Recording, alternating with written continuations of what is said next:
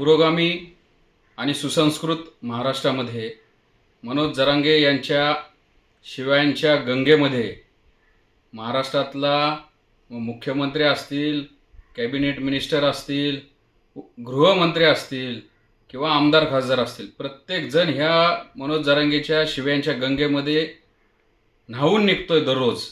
आणि मला एक कळत नाही की अशी कोणती मजबुरी आहे गृह खात्याची की यांच्यावर कुठल्याही प्रकारची कारवाई केली जात नाही.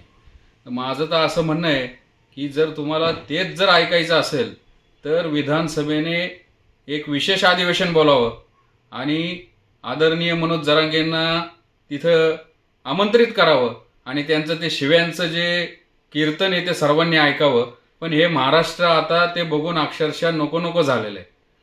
दुसरा विषय असा आहे की या सगळे सोयरेच्या ड्राफ्टला 8.5 लाख हरकती आल्या होत्या.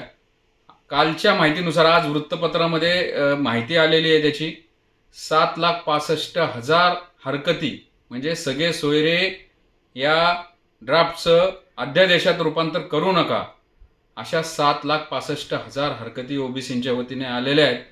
तर आता ओबीसींना पण बघायचं आहे, अख्ख्या आमच्या ओबीसी समाजाचे डोळे लागून आहेत राज्य सरकार काय करतंय.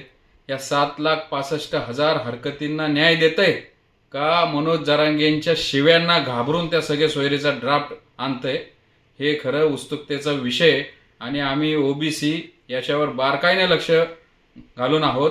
पण एक गृह खात्याला, गृहमंत्र्यांना विनंती आहे की लहान मुलं, वृद्ध, जे कोण हे टी व्ही बघतात, सोशल मीडिया पाहतात, हे मंत्र्यांना आणि राज्य सरकारला दिल्या जाणाऱ्या शिव्या बघत आहेत, धमक्या बघत आहेत.